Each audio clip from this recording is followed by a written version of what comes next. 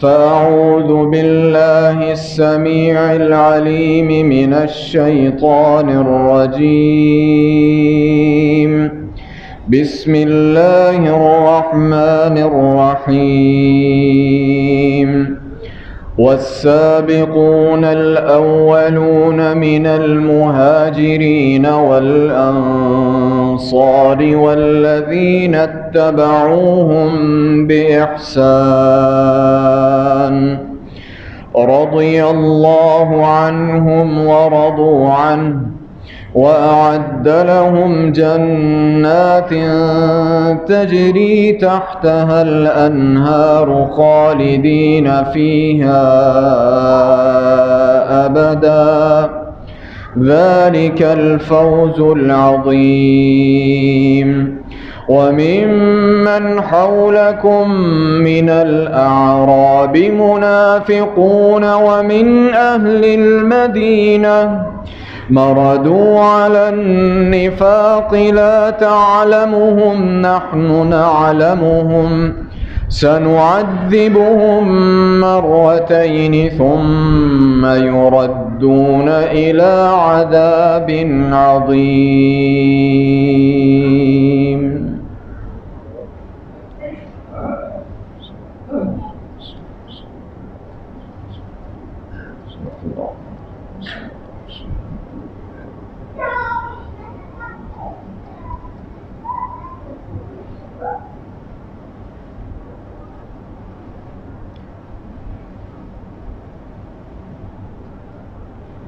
احترام اور ادب یہ ہمیشہ معزز، محترم اور اصلی نسلی لوگوں کا رویہ رہا ہے اور اخلاق رہا ہے۔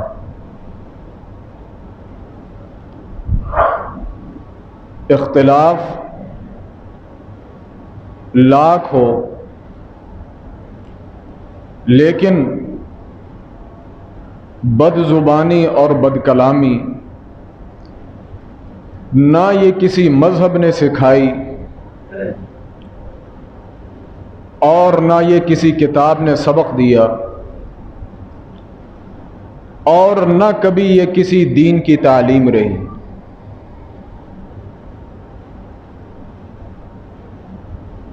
جس معاشرے میں بد زبانی اور بد کلامی ہو اور اس سے بڑھ کر جس بھی مذہب یا طریقہ زندگی کے اندر بد زبانی، بد کلامی اور منافقت جیسی خصوصیات پائی جائیں تو آنکھ بند کر کے اس کے غلط ہونے کا انسان یقین کر سکتا ہے اور رکھ سکتا ہے۔ اور اس سے بڑھ کر اگر کوئی انسان اپنے بڑوں کا احترام نہ کرے، اپنے اکابرین کا احترام نہ کرے، تو یہ بھی چیز اس چیز کی طرف اشارہ کرتی ہے کہ اس انسان کی خود عقل اور معاملات کے اندر خرابی۔ اللہ رب العالمین ہمارے ایمان کی، ہمارے دین کی، ہمارے اسلام کی اور اس ہمارے پیارے ملک پاکستان کی حفاظت کرے۔ لیکن حیرانی کی بات یہ ہے کہ ہر دوسرے دن کوئی نیا تماشا ہو جاتا ہے۔ قتل و غارت، دھوکہ، فراڈ، دو نمبری، قتل، زنا، شراب، یہ تو ویسے ہی اللہ محفوظ فرمایا آج ہماری امت کا خاصہ بن چکی۔ لیکن اس کے علاوہ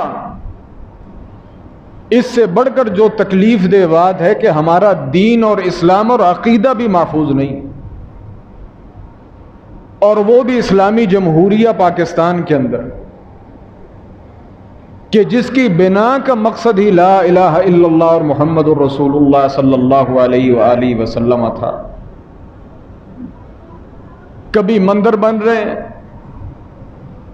کبھی مسجدوں کو ڈھایا جا رہا ہے، کبھی کوئی انسان کھڑے ہو کر نبوت کا دعویٰ کر رہا ہے اور اس کا کوئی فیصلہ نہیں، اور کہیں کوئی بد اصل، بد نسل اور بد زبان کے جسے اپنے باپ کا پتہ نہیں، وہ کھڑے ہو کر جناب ابو بکر صدیق رضی اللہ تعالی عنہ کے ایمان کے متعلق غلط قسم کے الفاظ استعمال کرتا ہے اور اس سے کوئی پوچھنے والا نہیں،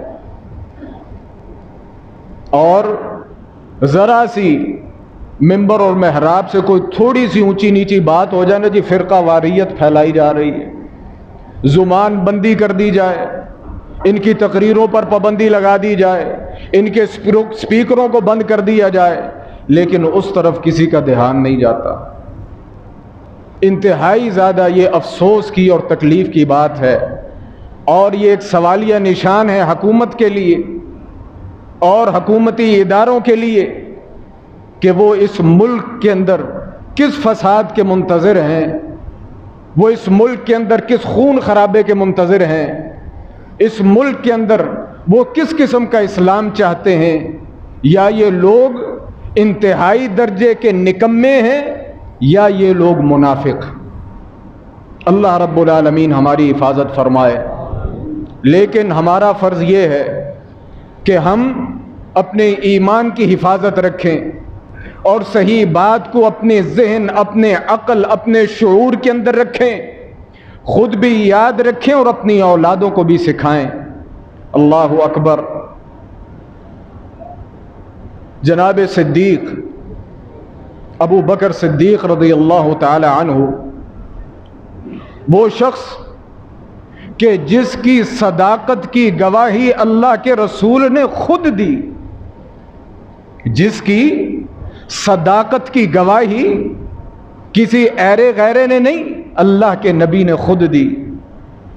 جناب انس کہتے ہیں کہ صعد رسول اللہ صلی اللہ علیہ وسلم احدا، ایک مرتبہ آپ احد پہاڑ پر چڑھے، ابو بکر آپ کے ساتھ، عمر آپ کے ساتھ، عثمان آپ کے ساتھ، فرجف بہم، ہم سمجھتے ہیں نا کہ یہ در و دیوار کیا ہے، اللہ کے بندو ان در و دیوار کے بھی کان ہوتے ہیں، ان در و دیوار کے بھی احساسات ہوتے۔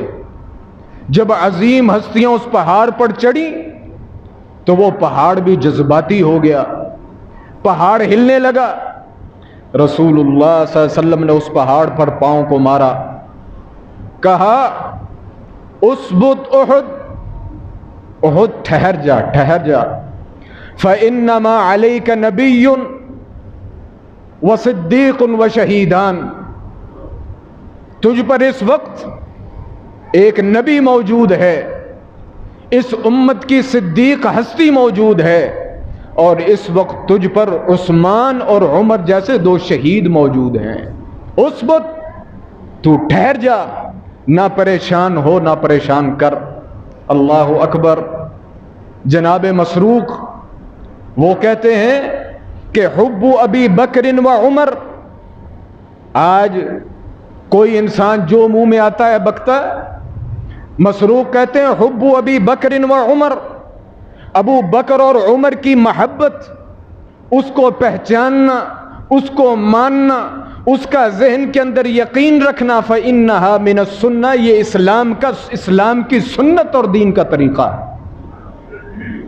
جناب حسن سے پوچھا گیا کیا واقعتاً ابو بکر اور عمر کی جو محبت ہے یہ دین کا جز ہے؟ فرمایا لا بل فریضۃ، تم سنت ہونے کے متعلق سوال کرتے ہو، میں کہتا ہوں کہ یہ فرض ہے۔ اگر ان ہستیوں کو اسلام سے نکال دیا جائے، دین سے نکال دیا جائے، تو یوں سمجھے کہ آپ نے اسلام کی پہلی اینٹ کو نکال دیا۔ اللہ اکبر۔ مردوں میں سب سے پہلے اسلام قبول کرنے والے جناب ابو بکر۔ اسلام جن کے ہاتھوں پر لوگ مسلمان ہونے لگے سب سے پہلے وہ جناب ابو بکر، اللہ اکبر، اور سب سے پہلے جس نے اسلام کے لیے مار کھائی وہ جناب ابو بکر، اور جس انسان نے اپنا تن من دھن سب کچھ سب سے پہلے اسلام کے لیے اللہ کے لیے وقف کیا تو وہ جناب ابو بکر، اللہ اکبر۔ سب سے پہلے اسلام کی دعوت دی ابو بکر کو رسول اللہ نے، اور پھر ابو بکر نے جب دعوت دی تو پھر کیسے کیسے لوگ مسلمان ہوئے۔ یہ رب کی مرضی ہے نا، رب کسی کی محنت میں جتنی برکت ڈال دے تو یہ تو اسی کی مرضی ہے۔ ان کے ہاتھ پر مسلمان ہو رہے ہیں عثمان، ان کے ہاتھ پر مسلمان ہو رہے ہیں طلحہ، ان کے ہاتھ پر مسلمان ہو رہے ہیں زبیر، ان کے ہاتھ پر مسلمان ہو رہے ہیں عبد الرحمن ابن عوف، ان کے ہاتھ پر مسلمان ہو رہے ہیں عبیدہ بن جراح، کہ جن کی شخصیتوں پر لوگوں نے مقالے لکھے اور لاکھوں صفحے کالے کیے، لیکن ان لوگوں کے فضائل اور مناقب ختم نہیں ہوئے۔ اور عشرہ مبشرہ، اللہ اکبر۔ آج لوگ ابو بکر کو نعوذ باللہ کوئی اشارتاً کوئی کنایتاً، اور اس خبیث نے صراحتاً نعوذ باللہ کافر کہا۔ رسول اللہ صلی اللہ علیہ وسلم ایک مرتبہ موجود ہیں، بات چیت ہو رہی ہے، جیسے ہم لوگوں کو دنیا کی فکر ہوتی ہے نا کہ میری دنیا کا کیا بنے گا، اور میرا کاروبار کا کیا بنے گا، اور میری اولاد کے مستقبل کا کیا ہے۔ ان لوگوں کو سب سے پہلے اپنی آخرت کی پڑی ہوتی تھی۔ جنت اور جہنم کی بات ہو رہی ہے، بات بات کے اندر جناب ابو بکر نے اپنی پریشانی کا اظہار کیا، کہ یعنی جس سے مقصد اس انداز کا نکلتا تھا کہ اللہ کے رسول میں جنتی ہوں کہ نہیں ہوں۔ اللہ اکبر۔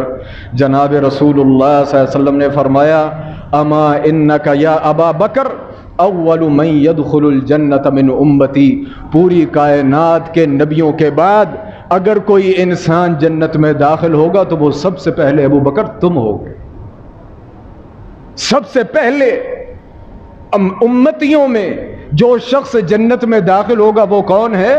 جناب ابو بکر صدیق رضی اللہ تعالی عنہ، اور اللہ کے نبی کے سب سے بڑے محسن جناب ابو بکر، اللہ کے نبی کے سب سے بڑے محسن جناب ابو بکر۔ اللہ کے رسول کسی کا احسان نہ لیتے تھے نہ رکھتے تھے، نہ لیتے تھے نہ رکھتے تھے، لیکن یہ دنیا ہے نا، انسان کو ایک دوسرے سے کام پڑتے رہتے۔ اللہ اکبر، اللہ اکبر۔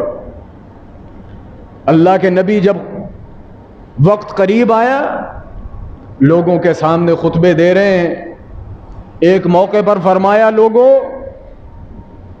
اس بات کو یاد رکھو کہ جتنے بھی لوگ ہیں، جن لوگوں سے میرا کسی قسم کا معاملہ رہا، محمد نے جس کسی کا بھی احسان لیا اس کے احسان کو اس دنیا کے اندر ادا کر دیا ہے۔ محمد کسی کا احسان اپنے ذمے نہیں رکھتا، نہ محمد نے رکھا ہے۔ ہاں ایک بندہ ایسا ہے کہ جس کے احسان محمد الرسول اللہ بھی اتار نہیں سکے، انہو ابا بکر، اور وہ ابو بکر صدیق رضی اللہ تعالی عنہ ہے۔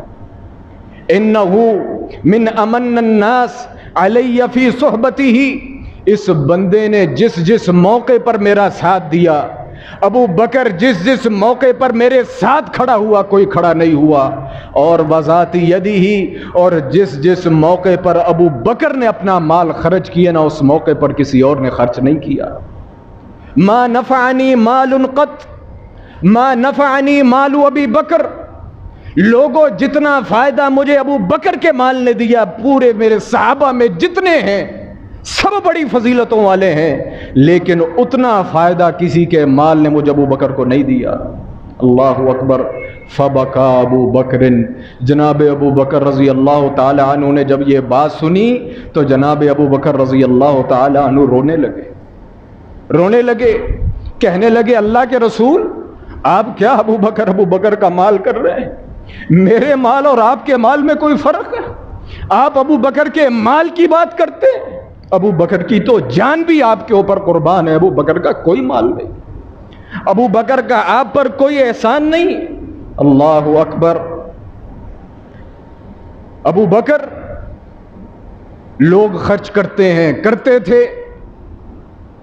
ایک موقع پر رسول اللہ صلی اللہ علیہ وسلم نے لوگوں سے مال طلب کیا.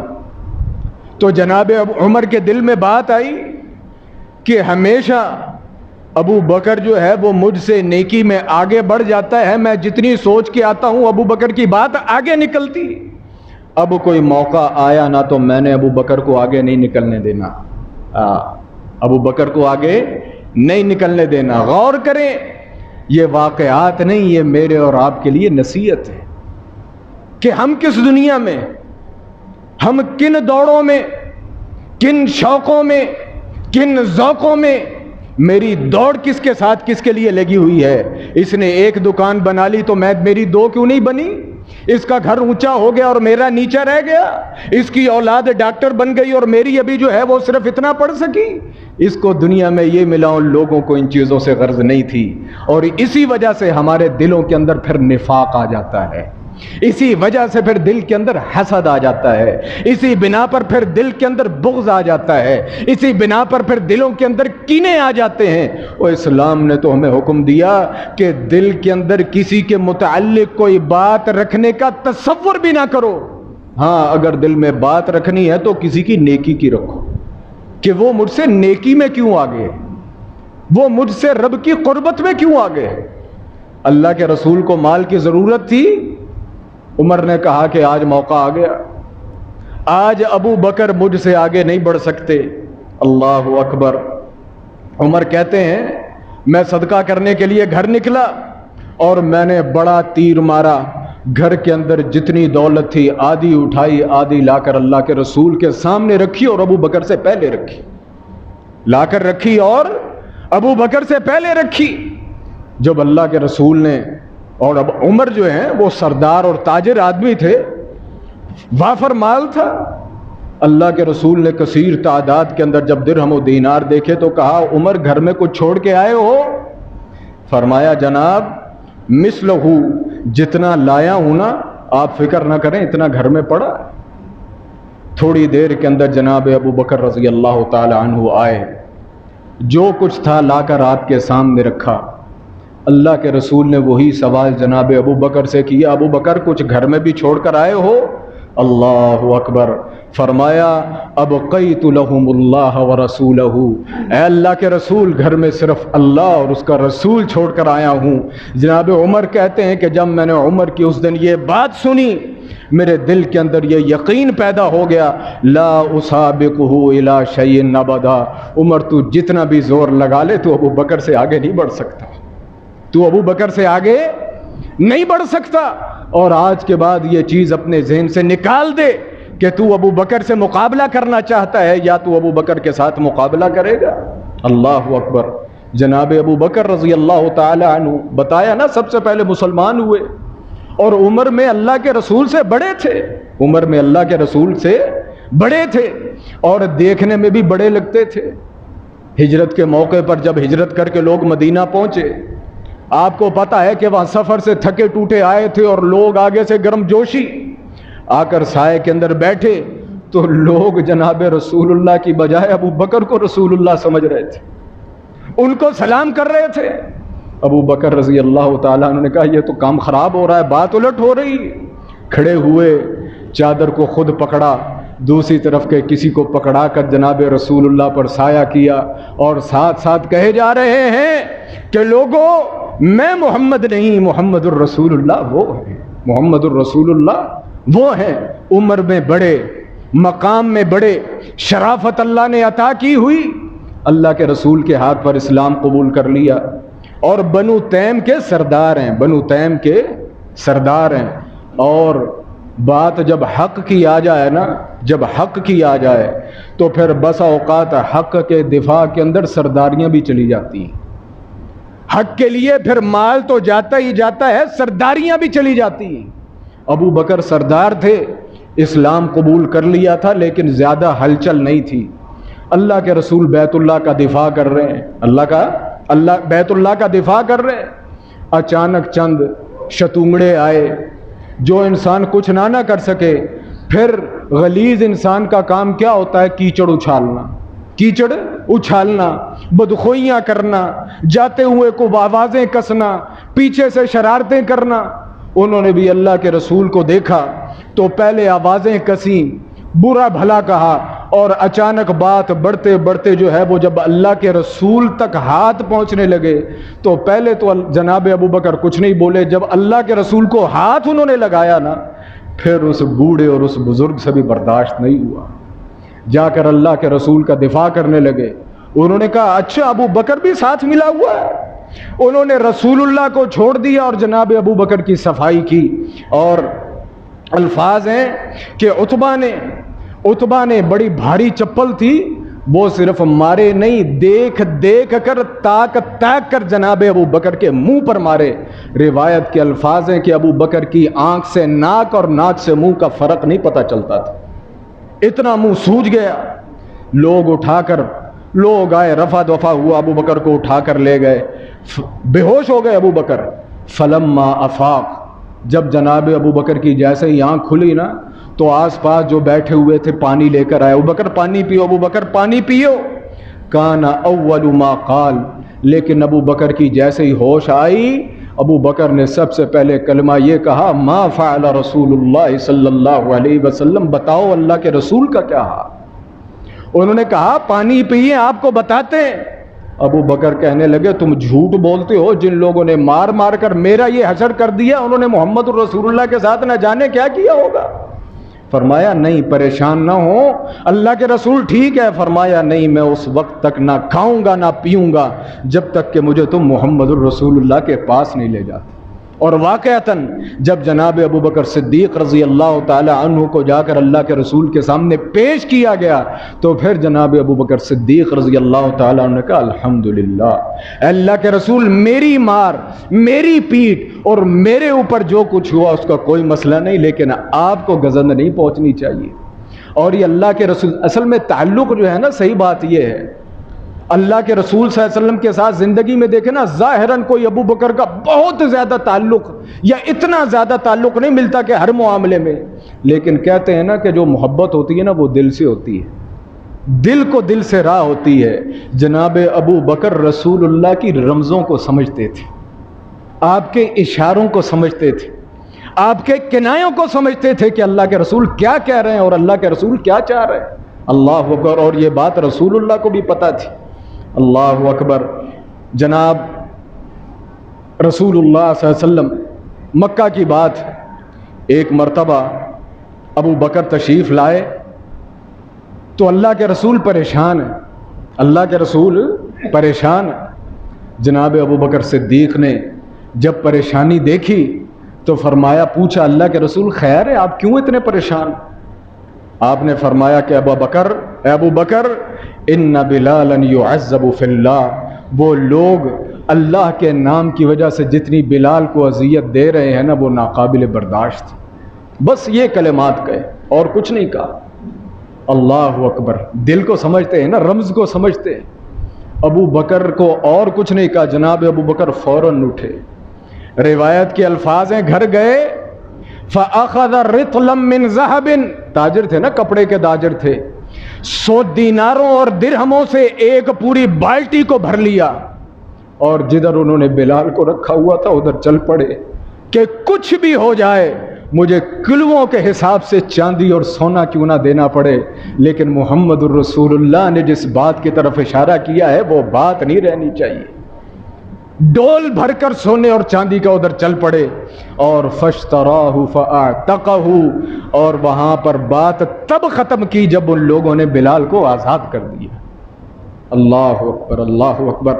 اور عاجزی کتنی، انکساری کتنی، خلوص کتنا۔ اور اس دور کے اندر جو جس کو آزاد کرتا تھا نا اسے لوگ کہتے تھے مولا، یہ میرا مولا ہے، مالک ہے۔ ادب بھی تھا، احترام بھی تھا، اور وہ لوگ احسان کو مانتے بھی تھے کہ یار جو بھی ہو اس بندے نے مجھ پر احسان کیا ہے، اس بندے کا میں نے نمک کھایا ہے۔ ہماری طرح کی نمک حرامیاں کیا، ہم تو ہر چیز ہی حرام کر گئے نا۔ وہ لوگ اس چیز کا خیال رکھتے تھے۔ بلال کہیں ابو بکر کو دیکھتے نا تو کہتے مولا، میرے مولا، سیدنا، میرے سید۔ ابو بکر جب ان کی زبان سے یہ کلمات سنتے تو رونے لگتے، انہیں دونوں ہاتھوں سے پکڑ کر کھڑا کرتے، اپنے سینے سے لگاتے اور کہتے ابو بکر میں تیرا سید نہیں ہوں، تو میرا سید ہے، تو میرا سید ہے، میں تیرا سید نہیں ہوں۔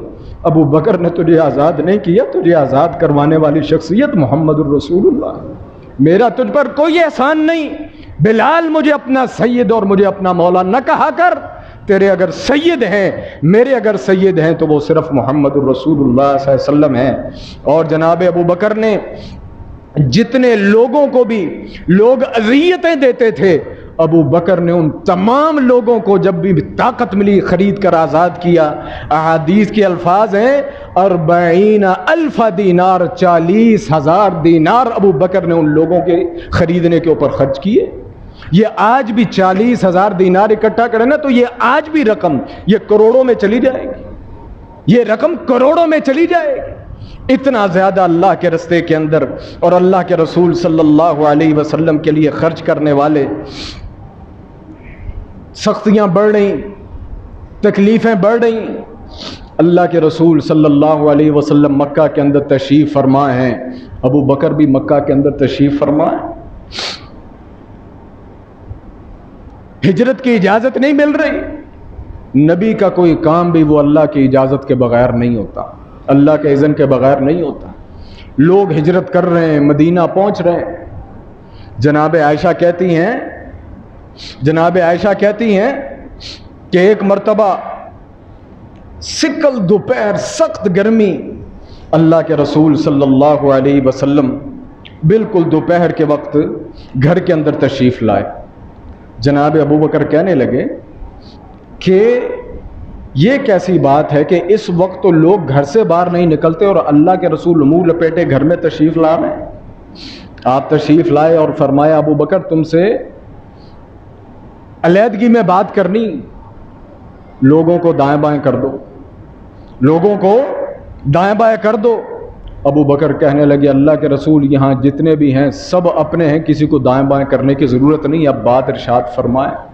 آپ کا راز اس گھر کے اندر راز رہے گا، آپ کی بات کہیں باہر نہیں جائے گی۔ اللہ اکبر۔ اور اس کے متعلق یہ جو بات جناب ابو بکر صدیق رضی اللہ تعالی عنہ نے کہی نا، اس کے متعلق علامہ ابن تیمیہ شیخ الاسلام نے کلمات لکھے ہیں کہ جناب ابو بکر کا پورے صحابہ کے اندر وہ واحد گھرانہ ہے کہ جسے اہل بیتی ایمان کہا جا سکتا ہے، کہ یہ اہل بیت ایمان کا گھرانہ ہے کہ جس کے اندر پورے گھرانے کے اندر ایمان تھا اور اس میں کوئی منافق نہیں تھا۔ کیوں؟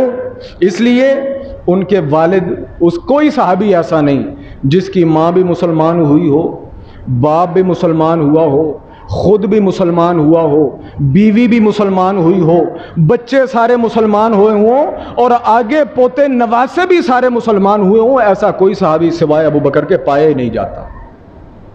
شیخ الاسلام فرماتے ہیں کہ کان یقال، یہ کہا جاتا تھا کہ للایمان بیوت وللنفاق بیوت، کہ کچھ گھر جو ہیں وہ ایمان والے ہیں اور کچھ نفاق والے ہیں، اور ابو بکر کا گھرانہ وہ واحد گھرانہ تھا جس گھرانے کو بیت ایمان کہا جاتا تھا کہ یہ ایمان والوں کا گھرانہ۔ جناب اللہ کے رسول آپ کھل کر بات کرے، یہاں آپ کی بات کو کوئی یعنی یہ نہیں کہ لیک ہو جائے گی، باہر نکل جائے گی، سن لے گا۔ رسول اللہ صلی اللہ علیہ وسلم بیٹھے، آپ صلی اللہ علیہ وسلم نے فرمایا کہ ان اللہ قد اذن لی فی الہجرہ، ابو بکر اللہ نے مجھے ہجرت کی اجازت دے دی، ہجرت کی اجازت دے دی۔ اور ساتھ ابو بکر نے یہ سنا اور رونے لگے، اور ساتھ ہی ابو جناب رسول اللہ نے فرمایا الصحبت، ابو بکر کہنے لگے الصحبت یا رسول اللہ، اللہ اکبر۔ محبت ہو تو ایسی ہو، محبت ہو تو ایسی ہو، نہ جان کی پرواہ نہ مال کی پرواہ۔ اور موقع کیسا ہے، جو لوگ صحابہ کو نہیں جانے دے رہے، ہجرت کے واقعات کبھی آپ کو سنائیں گے، جو صحابہ کو نکلنے نہیں دے رہے، کیا محمد الرسول اللہ کو نکلنے دیں گے؟ اللہ اکبر۔ الصحبت یا رسول اللہ، اے اللہ کے رسول اس موقع پر کہ جب بڑی رازداری کا موقع ہے، یہ ابو بکر آپ کے ساتھ جانا چاہتا ہے۔ جب رسول اللہ صلی اللہ علیہ وسلم نے کہا الصحبت یا ابا بکر، ابو بکر تم نے میرے ساتھ جانا۔ اور ابو بکر رازدار و قطار رو رہے، عائشہ فرماتی ہیں کہ اس سے پہلے کبھی میرے خیال میں نہ آیا تھا، نہ کبھی میں نے دیکھا تھا کہ کبھی کوئی انسان خوشی میں بھی روتا ہے، کبھی کوئی انسان خوشی میں بھی روتا ہے۔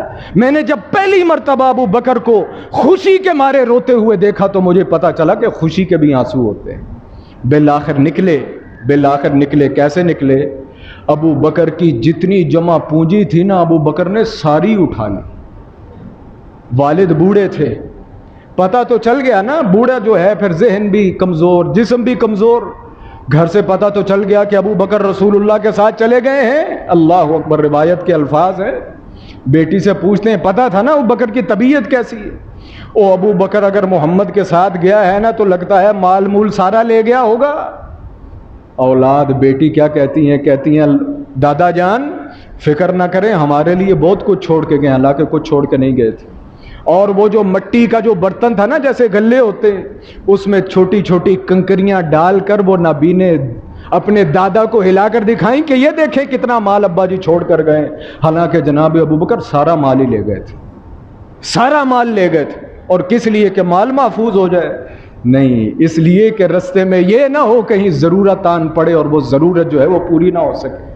اور رستے کے اندر ہجرت کیسے ہوئی؟ اللہ اکبر، روایت کے الفاظ ہیں کہ کبھی جناب ابو بکر آگے چلتے ہیں، کبھی دائیں چلتے ہیں، کبھی بائیں چلتے ہیں، کبھی پیچھے چلتے ہیں۔ اور رسول اللہ صلی اللہ علیہ وسلم نے پوچھا ابو بکر تمہیں کیا بات، ساتھ کیوں نہیں چلتے؟ کبھی اونٹنی کو آگے لے جاتے ہو، کبھی اس پہاڑ پر چڑھ جاتے ہو، کبھی ادھر چلتے ہو، کبھی پیچھے چلتے ہو۔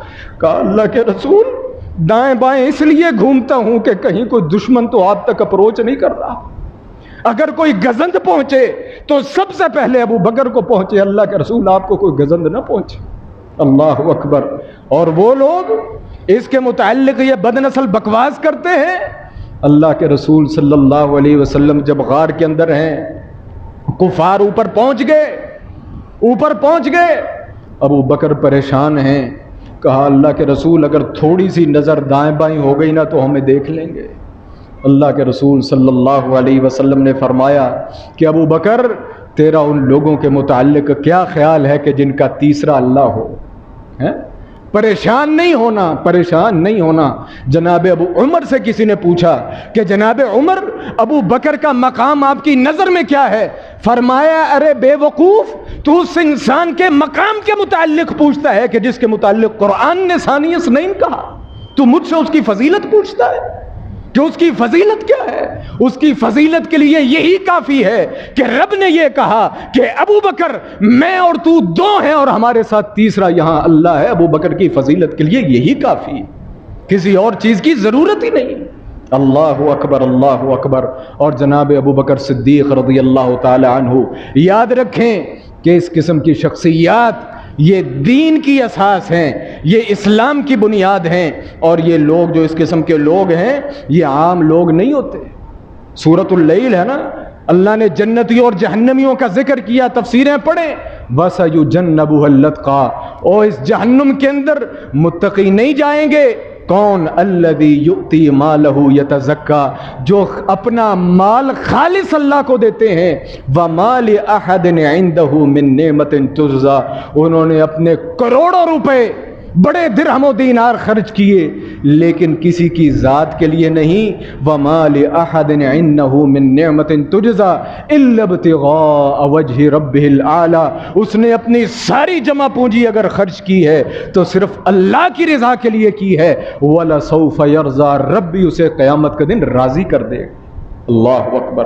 مفسرین کی اکثریت لکھتی کہ اس آیت سے مراد جناب ابو بکر صدیق رضی اللہ تعالی عنہ ہیں، اور قرآن ان کے متعلق بات کر رہا ہے، قرآن ان کے متعلق بات کر رہا ہے۔ جناب ابو بکر صدیق رضی اللہ تعالی عنہ کے اور بڑے فضائل ہیں۔ اللہ اکبر۔ جو صحابہ کرام یہ بات یاد رکھیں کہ شخصیت جناب ابو بکر کی ہو، جناب عمر کی ہو، جناب عثمان کی ہو، جناب علی کی ہو، طلحہ یا زبیر کی ہو، ہمارا ایمان ہے کہ یہ جتنے صحابہ ہیں اکابر سے لے کر اصاغر تک، وہ تمام کے تمام ہمارے سروں کا تاج ہیں.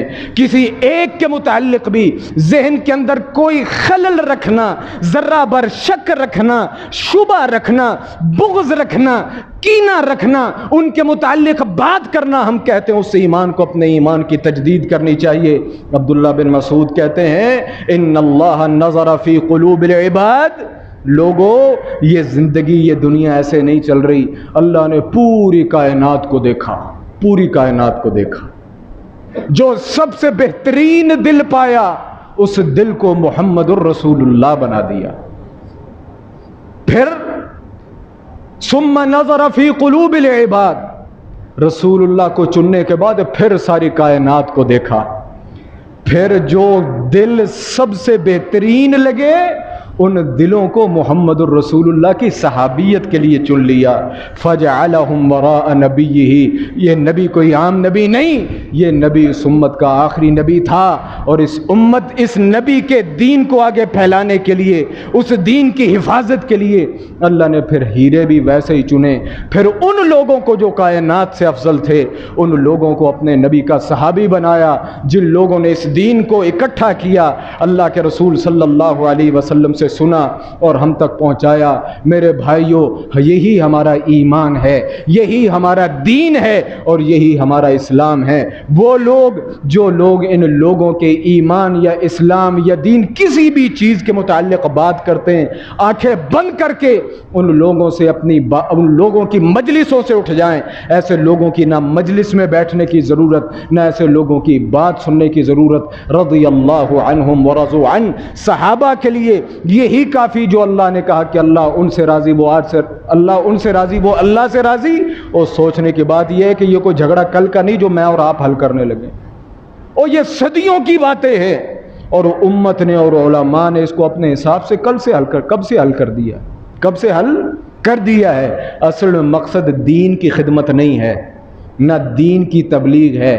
اصل مقصد دین کے اندر فساد، دین کے اندر فساد ہے، دین کے اندر خرابہ ہے. ایسے لوگوں کو جو صحابہ کے متعلق بات کریں، صحابہ پر تبرے کریں، اس قرآن پر شک کریں، امہات المومنین کو گالیاں دیں، صحابہ کی بات کی تنکیر کریں. علماء نے ایسے لوگوں کو لکھا ہے کہ ایک تو عیسائیوں کے ساتھ یہودی ہے نا، ایسے لوگ یہود حاذی الامہ، یہ لوگ اس امت کے یہودی، یہ لوگ اس امت کے یہودی ہیں. غنیت الطالبین کے اندر عبد القادر جیلانی رحمہ اللہ تعالیٰ نے ایک بڑی لمبی عبارت ہے، خلاصہ اس کا ذکر کرتا ہوں کہ ایسے لوگوں پر شروع سے لے کر ابد تک لعنت ہے، اور ان لوگوں پر دنیا کی ہر چیز لعنت بھیجتی ہے. اور ایسے لوگ جو ہیں، ان کے جہنمی ہونے میں کسی قسم کا کوئی شک نہیں ہے. غنیت الطالبین کے اندر عبد القادر جیلانی رحمہ اللہ لکھتے ہیں، کون لوگ؟ جو لوگ رب کے مقابلے میں علی کو لا کر کھڑے کر دیں رضی اللہ عنہ، جو رسول کے مقابلے میں علی کو لے آئیں، جو قرآن کے اندر یہ کہیں کہ تمہارے قرآن کے اندر شک ہے، جو صحابہ کو گالیاں دیں، منافق کہیں اور کافر کہیں، جو امہات المومنین کو نعوذ باللہ بد کردار کہیں، ایسے لوگوں کے کفر کے اندر کسی قسم کا کوئی شک نہیں ہے. اس کا نام جو بھی ہو، اس کا کام جو بھی ہو، اس کا ملک جو بھی ہو، یہ لوگ یہود حاذی الامہ، اس امت کے یہودی ہیں. ایسا کوئی بھی وائرس جہاں بھی پایا جائے، اس وائرس سے اپنے ایمان کو محفوظ رکھیں، اپنی اولادوں کو محفوظ رکھیں، اور اپنے ذہنوں کو محفوظ رکھیں. میں کہ میری غزل میں ہے آتش رفتہ کا سراغ، میری تمام سرگزشت کھوئے ہوں کی جستجو.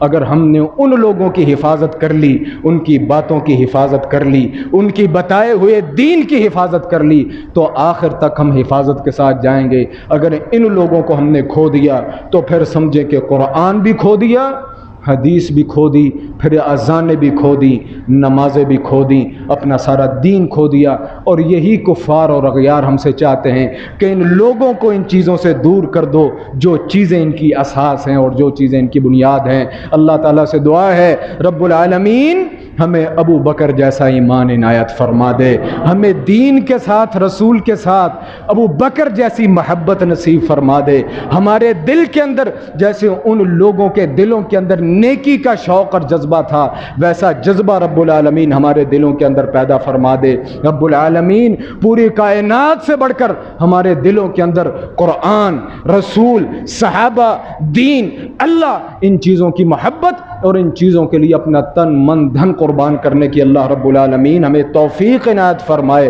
اور اتنے ایمان کا لیول نصیب فرمائے۔ ربنا آتنا فی الدنیا حسنہ وفی الآخرۃ حسنۃ وقنا عذاب النار۔ سبحان ربک رب العزۃ عما یصفون وسلام علی المرسلین ورحمۃ اللہ۔